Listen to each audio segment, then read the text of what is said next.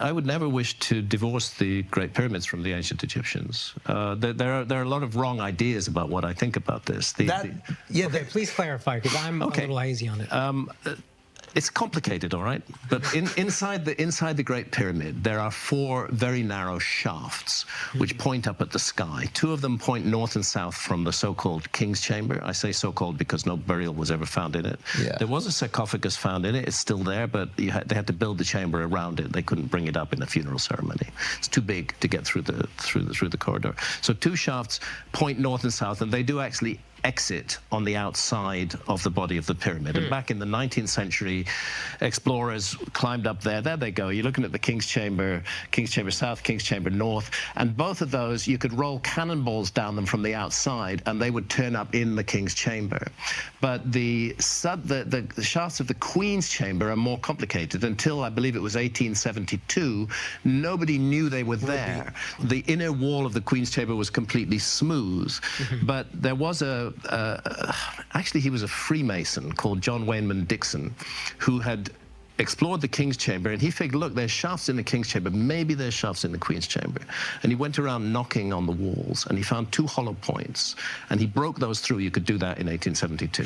And lo and behold, they opened up into these 2 shafts, which go horizontally at first and then point up at the sky. They do not exit on the outside of the pyramid. They're very, very mysterious.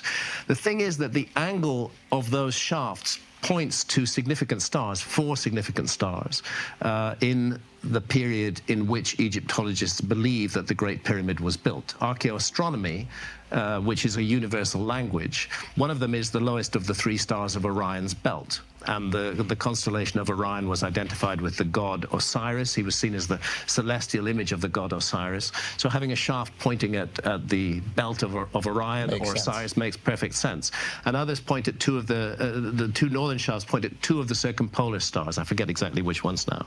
And again, they point at them in the era when the pyramids were built, because the positions of stars in the sky change very slowly down the ages. So from an archaeoastronomical point of view, it would be absurd to disconnect the Great Pyramid entirely from the ancient Egyptians. But there's a problem. And that problem is the ground pattern of the 3 Great Pyramids and their relationship to, it's not an accident that Orion's belt has 3 stars and that the Great Pyramids are 3, and that they are positioned on the ground, anybody can see it, in a pattern that looks very similar to Orion's belt. It's like a painter has got his easel in front of him and his canvas, and he's looking up at the sky and he's painting on the canvas the 3 stars of Orion's belt, and then he lowers that canvas down to his feet, and that's what you have on the ground at Giza. It's that perfect. It's that perfect, but it's only perfect 12,500 years ago, roughly 12,000. Let's say a round figure, 12,000 years ago. Yeah. These changes in the sky are actually caused by a motion of the Earth itself. It's a very slow motion. It's a cycle. It takes 25,920 years to complete, and the pattern of the stars on the ground and the stars in the sky and the pyramids on the ground and their relationship to the Nile River and the Milky Way locks perfectly at 12,000. About 12,000 years ago, not on a single day, but over an epoch of about 1,000 years, and then it gradually shifts out, because this is a very, very slow change that takes place. So you have the ground saying 12,500 years ago, and you have the shaft saying 4,500 years ago. So one might assume that those shafts were maybe carved out at a different time, potentially? Well, yes. The way I look at it is, I think the site was sacred more than 12,000 years ago. Right. I think ground platforms were created there. It's important to remember the Great Pyramid is already built around a natural hill. The first 30 feet inside the Great Pyramid is a natural mound, and there are traditions in ancient Egypt of the primeval mound. And if you enter the Great Pyramid, and you may or may not have been able to do that when you went there. I went in. Did you get down to the subterranean chamber? I think everything was. Oh no, we did. The subterranean was much bigger. Was it a very rough-hewn chamber, cut out of solid bedrock, or was it a built chamber? There's the built one that we saw the is it called a sarcophagus? No. Yes, that's the King's Chamber. We went to the King's Chamber, but I believe that there was another one. I can't remember. You can see that on the screen there. You can see the subterranean chamber. You see the entrance in the north face. Yep. No, I don't think we went that far. And then we went to. Okay. Yeah. It's about 100 feet vertically beneath the base of the Great Pyramid. Wow. And it's about 600 feet beneath the apex of the Great Pyramid. Wow. And it's cut out of solid bedrock. And my view is, and it's only a theory, and I don't claim that I'm correct, it's just put this forward for thought, is that the original sacred site on the Giza Plateau was that natural primeval mound beneath which the ancients hewed out this enormous subterranean chamber, which is it looks like a rough, unfinished chamber, but it has curious acoustic effects, which are in themselves very interesting. And then that people talk about. It's an amazing place to be, and actually you get a resonance.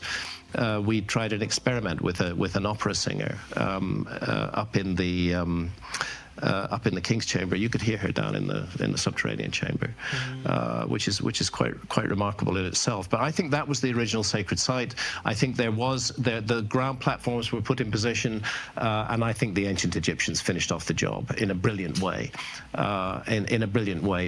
Overbuilding and commemorating and memorizing a site of enormous significance and importance to them. Sorry, when you say finished off, I'm dumb, so I'm going to ask dumb questions. When you say finished off, what exactly do you theorize? I think the vast majority of the Great Pyramids as we see them today were the work of the ancient Egyptians. Okay, got it. I think they were building on a prehistoric foundation. Okay. And it had been sacred for thousands. So your point is not to take away from what ancient. You think they built most of it. You think we're just discounting that there might have been people here 12,500 years ago that also built something. Correct, because that runs against the archaeological mainstream, and this is where you get into the issues of geology and the issue of the Great Sphinx, because I think, again, it's just my theory. I don't claim I'm 100% right, and everybody's got to listen to me and tell the Egyptologists to go away.